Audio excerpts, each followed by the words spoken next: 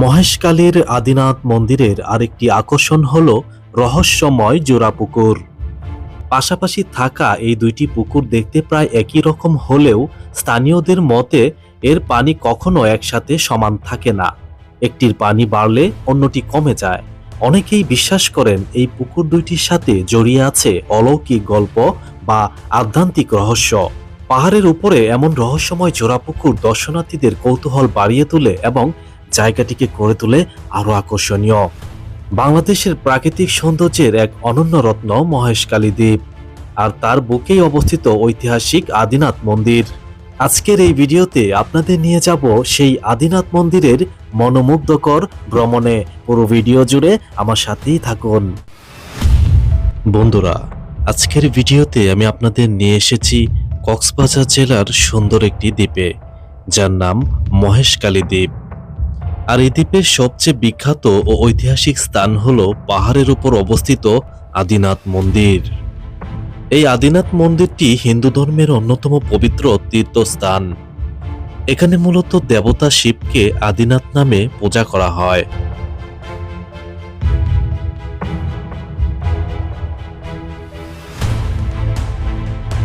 ধারণা করা হয় এই মন্দিরের ইতিহাস প্রায় ৩০০ থেকে ৪০০ বছরেরও বেশি পুরনো। মহেশখালীতে এই মন্দিরে প্রবেশ করলাম। তো ভাই, কেমন লাগতেছে আসে? নৌকাতে কেমন লাগতেছিল? ভয় পাইছিলেন আসার সময়? সাগর পাড়ি দিলাম, কি সুন্দর। চলেন আমরা উপর দিকে যাই।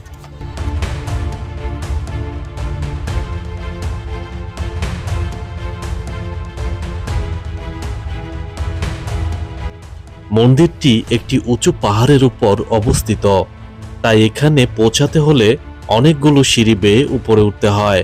প্রায় ২০০ থেকে ৩০০টি সিঁড়ি পার হয়ে আপনাকে এখানে উঠতে হবে।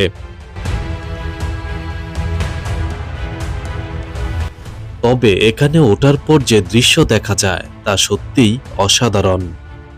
চারদিকে সবুজ পাহাড়, দূরে নীল সাগরের সৌন্দর্য এবং শান্ত পরিবেশ, সব মিলিয়ে জায়গাটি খুবই মনোমুগ্ধকর।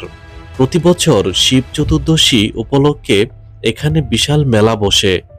তখন দেশের বিভিন্ন জায়গা থেকে হাজার হাজার ভক্ত এই মন্দিরে পূজা দিতে এবং ঘুরতে আসেন। সেই সময় পুরো এলাকা উৎসবের রঙে ভরে ওঠে। সবগুলো সিঁড়ি বেয়ে উপরে উঠলে আপনারা এই লেখাটা দেখতে পাবেন, অর্থাৎ এখানে মহেশখালী লেখা রয়েছে। এখানে কিন্তু অনেকেই দাঁড়িয়ে ছবি তোলেন এবং অনেকেই ভিডিও ধারণ করে থাকেন। এই লেখাটা কিন্তু সত্যি অনেক সুন্দর এবং এখান থেকে পাহাড়গুলো দেখা যায়। এবং আপনারা সামনে যে মন্দিরটি দেখতে পাচ্ছেন, এখানে অনেকেই পূজা করার জন্য আসেন। আপনারা নিশ্চয়ই ভিডিওতে অলরেডি দেখতে পাচ্ছেন অনেকেই রয়েছেন। তাছাড়াও দেশের বিভিন্ন প্রান্ত থেকে প্রতিদিন এই মহেশখালীতে দর্শনার্থী কিন্তু আসেন এবং এই আদিনাথ মন্দিরও কিন্তু তারা দেখে যান।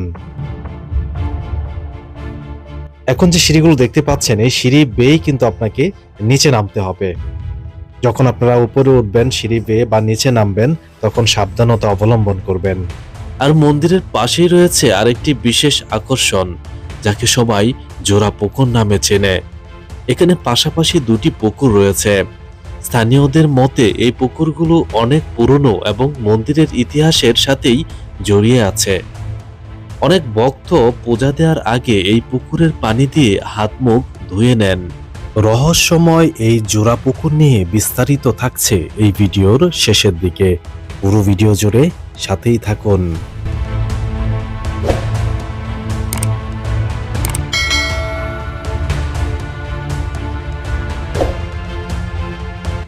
এই জায়গার পরিবেশ খুবই শান্ত এবং সুন্দর। চারদিকে সবুজ গাছপালা, পাহাড়ি পরিবেশ আর পবিত্রতার অনুভূতি, সব মিলিয়ে আদিনাথ মন্দির শুধু ধর্মীয় স্থানই নয়, এটি একটি দারুণ পর্যটন স্পটও। আপনারা যদি কখনো কক্সবাজার ভ্রমণে আসেন, তাহলে অবশ্যই মহেশখালী দ্বীপে এসে আদিনাথ মন্দির ঘুরে দেখতে পারেন। প্রকৃতি, ইতিহাস এবং ধর্মীয় পরিবেশ সবকিছু একসাথে উপভোগ করার জন্য এটি সত্যি একটি অসাধারণ জায়গা। মন্দিরে উঠতে প্রায় ২০০ থেকে ৩০০টি সিঁড়ি পার হতে হয়। উপরে উঠলে দেখা যায় সবুজ পাহাড়, মহেশখালী দ্বীপের সুন্দর দৃশ্য। উপরে উঠলে দেখা যায় সবুজ পাহাড়, মহেশখালী দ্বীপের সুন্দর দৃশ্য, দূর সাগরের নীল জল শান্ত ও পবিত্র পরিবেশ। অনেক পর্যটক এখান থেকে ছবি ও ভিডিও ধারণ করেন।